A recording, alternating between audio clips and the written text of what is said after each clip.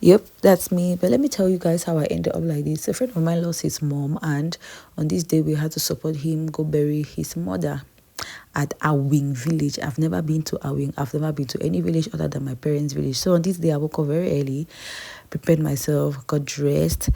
This is exactly how I looked. Went to the mortuary, and from there we kicked off. At this point we were around Akom village. We were way ahead of the convoy, obviously, because we were on a bike. Decided to wait for them somewhere. So we are finally at, where's that place? We are at the entrance that says welcome to Lake Awin. We decided to wait for the convoy here. That's me having a water break and actually resting my waist from that trip, not knowing that the trip ahead was going to be different from the trip from what we just had. So we waited for the convoy, waited for some cars who were heading to the village as well. That's me. I look like a ninja. Oh my god. So finally the cars arrived and we kicked off. We decided to go ahead. In fact, you see all of these cars ahead of us. We had to go past them because we did not want to drink dust. Yes, so we went ahead of them. And I did not expect the distance to be this long. That trip was long, but I enjoyed every bit of it. I enjoyed this they grow so much vegetables here, carrots, cabbage. I love it. I was also opportunity to see Lake Awin for my first time. I've just heard about this lake I had never seen. Thank God I was on a bike, to be honest, because if I was in a car, nobody would stop their car for me to come out and experience Lake Awin. So I stopped here, saw the place. I loved it, took videos here, and we continued again. The mountains, the hills, I admired it so much. So we're still really far from the main village where people stay. We're on the road, and this grass right here is grass that's grown to feed cows in the heart of dry season. So we continued our journey. At this point, we saw, I think this was the first house we saw from a long trip. So we waited here again for the convoy because we were way ahead of them again. So this white car came and we went with the white car.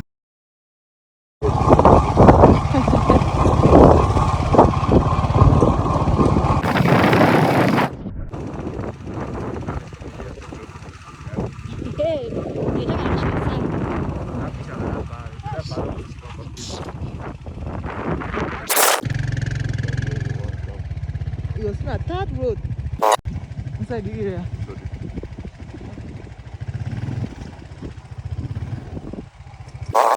We were at Awing already. We started seeing people, enough houses, almost at the village, but not there yet.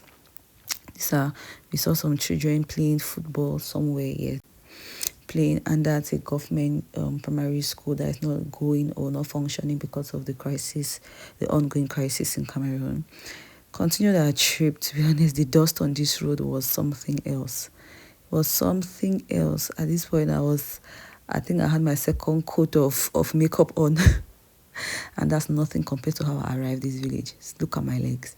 So we arrived the market square. So the bag riders of this community, waited for us at the market square. Yep, that's my friend who lost his mom.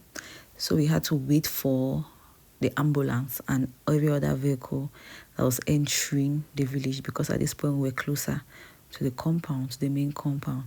So I still had my water break. You guys, this next phase of this trip was something else.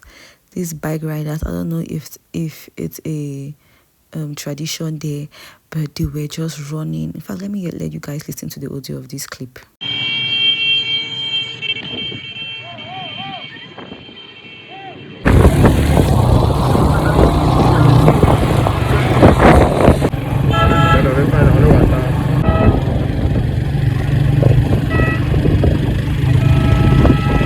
The one the ambiance with the trip.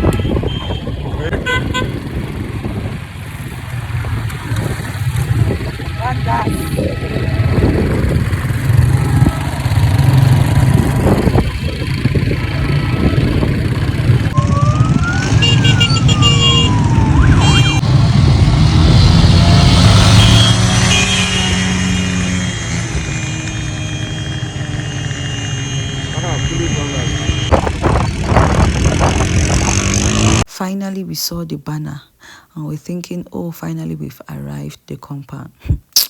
Jokes on us, we had another trip to take. I'm not joking when I say this trip took almost 3 hours. It was when we arrived at the village and that we discovered that they are actually the last people. So they share boundaries with Babaju, or is it Bawaju, a francophone village. They're the last people of the village. But this village had some beautiful houses. You just saw a house, we passed there. Very beautiful.